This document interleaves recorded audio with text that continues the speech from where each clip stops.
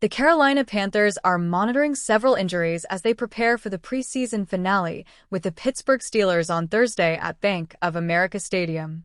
Following a light practice in Uptown on Monday, head coach Dave Canales provided updates on a handful of notable players, as well as a few depth players who are fighting to stay in Carolina beyond the August 26th cut deadline.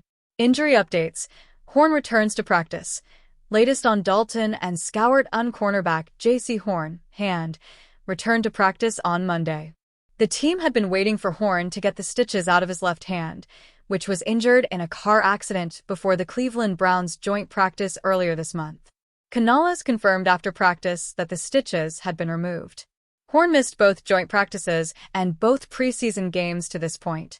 While he isn't expected to play on Thursday against the Steelers, he should be in the lineup in Week 1 against the Jacksonville Jaguars. Wide receiver Tetairoa McMillan, the team's first-round pick, was nursing a really sore hamstring injury on Monday. Canales said the imaging looked fine, but the team wanted to shut him down for a few days. McMillan watched practice and isn't likely to play on Thursday, Canales acknowledged. The head coach previously said the starters weren't expected to play against the Steelers, but went out of his way to note McMillan's unlikely participation following practice.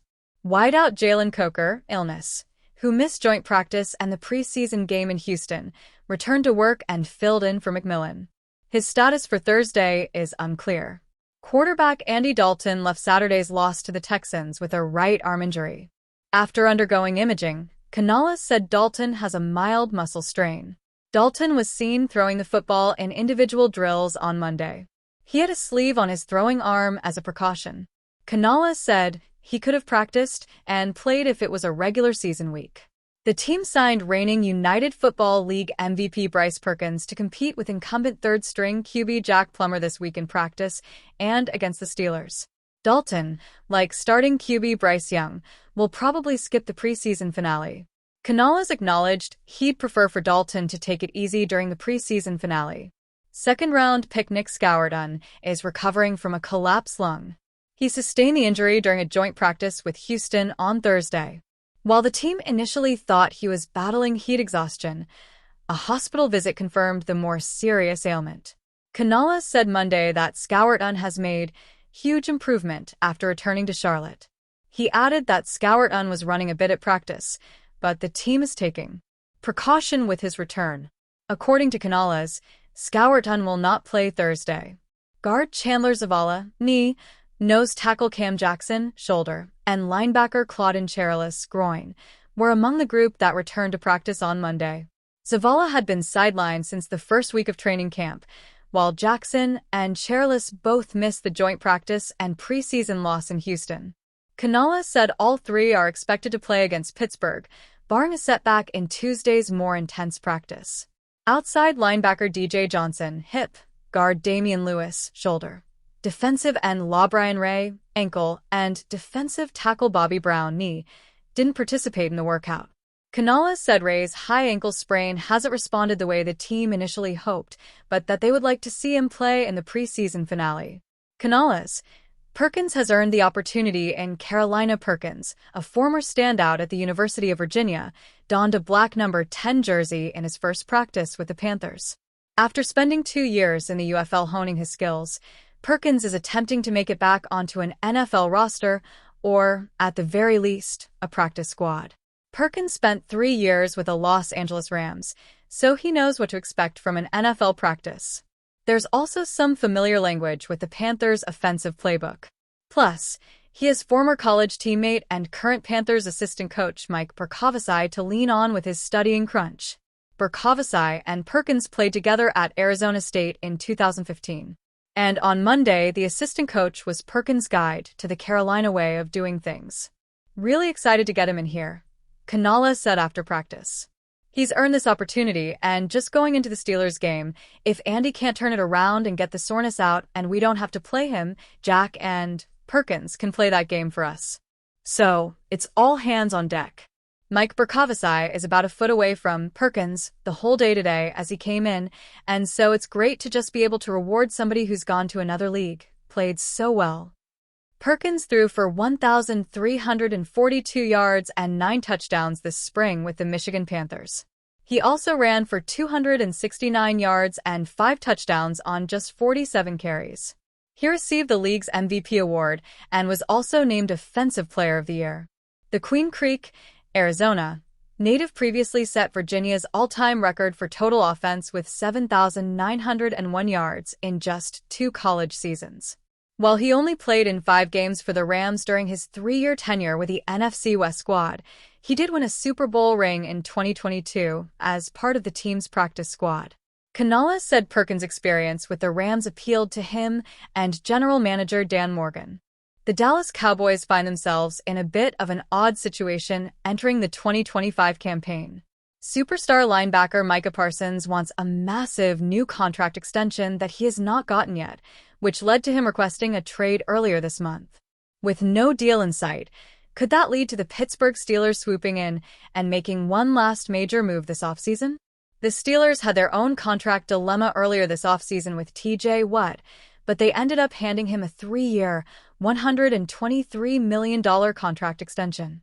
While that deal seemingly ties his future to Pittsburgh, could the front office potentially move him in a blockbuster deal for Parsons? Let's take out a shocking trade pitch that would see both of these perennial Defensive Player of the Year candidates find new homes. Steelers Micah Parsons trade pitch. Steelers receive Micah Parsons. Cowboys receive TJ Watt, 2026 first-round pick. Parsons is a rare breed in the NFL. From day one, he's been one of the most dominant defensive players in the league for the Cowboys, which is why it's such a surprise they have dilly-dallied with his contract situation. In 4 seasons, Parsons has earned 4 Pro Bowl selections, a spot on the All-Pro First Team twice, and the 2021 Defensive Rookie of the Year award, racking up 52.5 sacks along the way. As he prepares to enter his age 26 season, there simply isn't another player like Parsons in the league. Other guys like Watt, Myles Garrett, and Max Crosby are quarterback destroyers, but none of them are as young as Parsons. With all of those guys getting new contracts this offseason, that has put Dallas in an even more difficult situation when it comes to extending its homegrown superstar. There aren't many players that could come close to matching Parsons' on-field production, but Watt is one of the few guys who is worth seriously considering making a move for. In 8 seasons with the Steelers, Watt has earned 7 Pro Bowl selections, for All-Pro First Team honors, and the 2021 Defensive Player of the Year award. The only problem is that he's already entering his age 31 season, which makes him less valuable than Parsons. Pittsburgh stands out as a feasible landing spot for Parsons for a couple of reasons. Parsons was born and raised in the Pennsylvania area, and he has previously said he'd be interested in playing for the Steelers. Beyond that, the front office has been extremely aggressive this offseason, so if they unload Watt's contract, they could conceivably afford to hand Parsons a massive new deal if the Cowboys were interested in this trade package. Would Steelers, Cowboys be interested in this Micah Parsons, TJ Watt trade? Considering the aforementioned difference in value between Parsons and Watt, the Steelers would have to throw in a sweetener to get this deal across the finish line, which is their 2026 first-round pick in this case. If things go according to plan for Pittsburgh, they'd be picking at the back of the first round in the 2026 NFL Draft, which would decrease the value of this pick. But still, first-round picks don't exactly grow on trees. If the Cowboys are actually entertaining Parsons' trade request, it's tough to believe they could find a better deal than this one. Watt is older, but his production is nearly identical to Parsons, and he already has a contract in place. It's tough to see the Steelers moving Watt at this stage of the game, but if there's one guy who'd be an upgrade over him, it's Parsons. There's no doubt this is a crazy trade pitch, but with all this being said, it can't be written off entirely just yet. There are many reasons we can point to in our effort to explain why the Jacksonville Jaguars struggled in 2024. Trevor Lawrence's health and inconsistency come to mind. Similarly, the Jags had a struggling offensive line that couldn't run block well enough to pick up a few yards, and the odd decision to rotate defensive linemen so much that defensive ends Trayvon Walker and Josh Hines-Allen were off the field more than they should have been, not to mention moving defensive tackle Arik Armstead to the outside. However, there were fewer bad decisions quite as bad as the free agent signing of former Buffalo Bills wide receiver Gabe Davis. Of course, it's always risky to tap the free agency market for aging talent. You're going to overpay, and it's a roll of the dice as to what you get. At the time, Davis was still 25 years old and still considered in his prime. The signing didn't look so bad when it happened.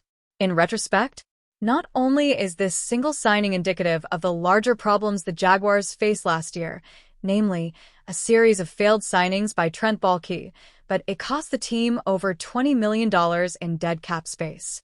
Related, Jaguars' depth chart for preseason week May 2nd at last put an end to WR dilemma.